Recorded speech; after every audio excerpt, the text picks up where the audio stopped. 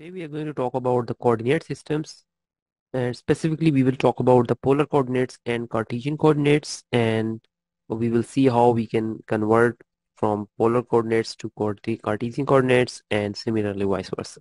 तो इन polar coordinates actually हम लोग पॉइंट या ओरिजिन को हम फिक्स कर लेते हैं जिसको हम लोग कहते हैं कि ये हमारे पास पोल है, और फिर हम किसी भी पॉइंट को एक्सेस कर सकते हैं from that origin with the arc, या हम लोग रेस इसको कहते हैं कि एक लेंथ या लाइन से हम उसको एक पॉइंट को एक्सेस कर सकते हैं ऑफ लेंथ आर, और एक एंगल जो कि थीटा है फ्रॉम द एक्स एक्सिस।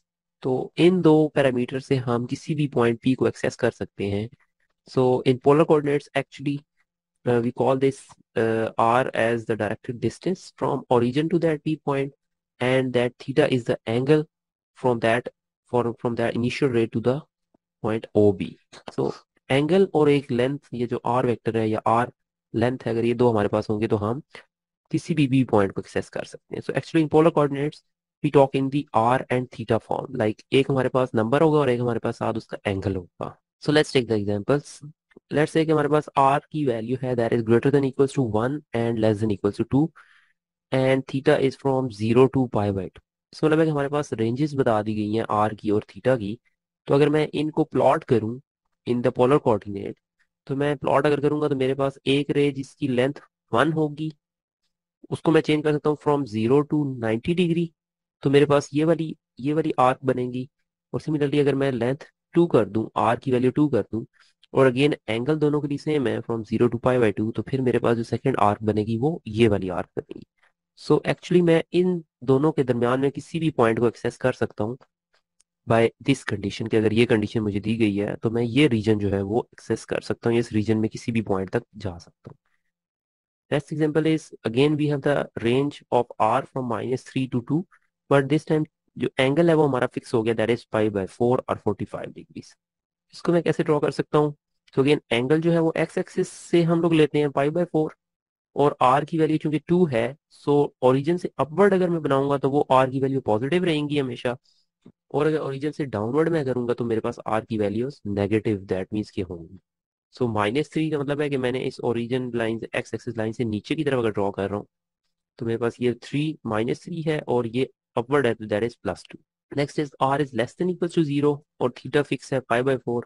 इसका मतलब है कि मैं सिर्फ डाउनवर्ड या एक्स एक्सिस के डाउनवर्ड जा सकता हूँ, बट पाई बाय 4 एंगल के ऊपर ही जा सकता हूँ। और लास्ट के अंदर अगर no restriction on the r है तो दैट मीन्स कि थीटा की वैल्यू हम इन दो के दरमियान चेंज कर सकते हैं। तो मैं अगर वो ड्रॉ करूँ तो मेरे पास ये वाली जो लाइन है इसके ऊपर आर की कोई भी वैल्यू हो सकती है from plus infinity to minus infinity, but angle will be 2 pi by 3, and second is 5 pi by 6 जो इसका एंगल होगा। तो मैं ये वाला रीजन जो है जो कि शेडेड है इसको एक्सेस कर सकता हूँ by this condition. Okay, so now let's talk about the conversion factor कि हम लोग पोलर से कार्टेशियन और कार्टेशियन से पोलर कैसे जा सकते हैं। सो कार्टेशियन के अंदर हमारे पास जो एक्स वाई और जी पॉइंट्स होते हैं या एक्स और वाई पॉइंट्स होते हैं उनको हम लोग कार्टेशियन कोऑर्डिनेट्स कहते हैं, और आर और थीटा अगर होगा तो वो हम पोलर कोऑर्डिनेट्स कहते हैं। सो लेट्स से कि हम लोग ने एक पी पॉइंट ड्रॉ किया है यहाँ पे, और ये ब्लू एक्स और वाई एक्सिस हैं, और मैं इसको लेबल करता हूँ, और इसको अगर पोलर से मैं एसेस करना चाहता हूँ इस पॉइंट को तो मैं आर लेंथ बनाऊंगा और थीटा एंगल बनाऊंगा। जबकि इन कार्टेशियन कोऑर्डिनेट अगर मैं पी पॉइंट पे पहुंचना चाहता हूँ तो मैं सम एक्स डिस्टेंस ट्रेवल करूंगा और फिर some y distance in the y axis travel करूंगा, तो मैं पी पॉइंट पे पहुंच जाऊंगा। जबकि पोलर के अंदर मैं डायरेक्ट एक आर लेंथ की एक रे बनाऊंगा और थीटा एंगल के ऊपर उसको ड्रॉ करूंगा तो पी पे पहुंच जाऊंगा। तो ये मेरे पास एक राइट एंगल ट्रायंगल बन गई है। अब इस राइट ट्रायंगल के ऊपर मैंने अगर ट्रिग्नोमेट्री अप्लाई की है, दैट इज कि मेरे पास मुझे पता है कि साइन थीटा इक्वल होता है perpendicular over hypotenuse, that is sine theta equal to y over r. तो मैं इसमें से y की वैल्यू निकाल सकता हूँ और लिख सकता हूँ y is equal to r sine theta. Similarly cos theta होता है हमारे पास base over hypotenuse, so base is x over r equal to cos theta. तो मैं r को क्रॉस मल्टीप्लाई करूंगा तो it becomes x is equal to r cos theta. और अगर पाइथागोरस थ्योरम अप्लाई करूं तो मैं इस ट्रायंगल में से r की वैल्यू निकाल सकता हूँ, that is x square plus y square equal to r square. और अगर मुझे इसमें से थीटा फाइंड करना है तो थीटा के लिए मुझे क्या करना पड़ेगा, मुझे टेंजेंट लेना पड़ेगा, like tan theta equals to y over x. तो मैं थीटा चाहिए तो tan inverse y over x कर सकता हूँ। तो एक्चुअली अब मैं कन्वर्जन कर रहा हूँ फ्रॉम पोलर टू कार्टेशियन और कार्टेशियन टू पोलर। हम इसको यहाँ से समझ लेते हैं कि लेट्स से पोलर के अंदर अगर है r cos theta, equal to, तो मैं इसको कन्वर्ट कर सकता हूँ कार्टेशियन के अंदर। क्यों? क्योंकि r cos theta equal to होता है एक्स के, और एक्स और वाई हम कार्टेशियन के अंदर यूज करते हैं, तो मैं आर कॉस थीटा को लिख सकता हूँ x. Similarly r square cos theta sine theta है, तो दैट मीन्स आर को मैं आर कॉस थीटा से मल्टीप्लाई करूंगा और दूसरे आर को आर साइन थीटा से मल्टीप्लाई करूंगा, तो ये दोनों मेरे पास होते हैं एक्स और वाई के इक्वल। एक्स और वाई हो गया। Similarly r square cos square theta minus r square sine square theta को मैं लिख सकता हूँ, अगर मैं स्क्र कॉमन कर लूँ, तो r cos theta again x है और r sine theta again y है।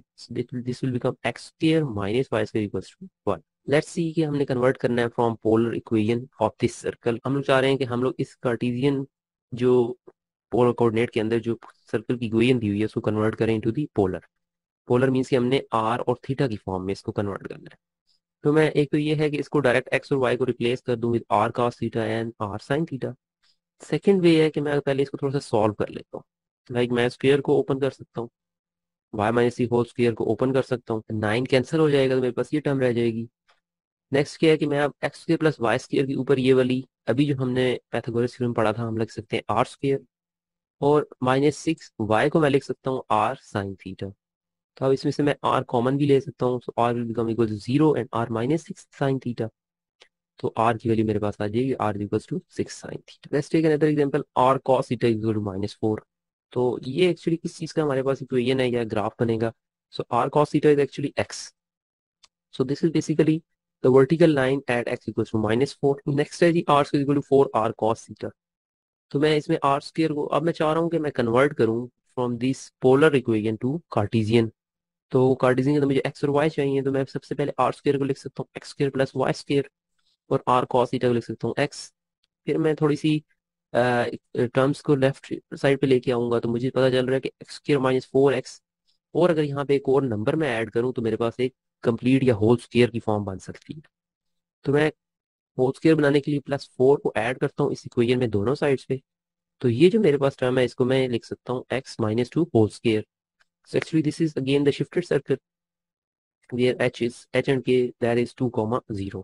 अगेन हमने इसको पोलर टू कार्टेशियन में कन्वर्ट करना है, हमें x और y की फॉर्म चाहिए, तो हम क्या करेंगे, हम पहले इसको क्रॉस मल्टीप्लाई कर सकते हैं with r। So this will become r 2 cos theta minus r sin theta equal to 4। और फिर मैं क्या कर सकता हूँ कि जी डायरेक्ट इसको रिप्लेस कर सकता हूँ विद दी x और y। तो ये मेरे पास एक लाइन की इक्वेशन बन गई है। सो अगर लाइन की इक्वेशन है तो हम इसकी स्लोप बता सकते हैं, that is m equal to 2, और इसका इंटरसेप्ट बता सकते हैं with -4 by comparing it with the generalise line slope intercept equation जो कि y is equal to mx plus b।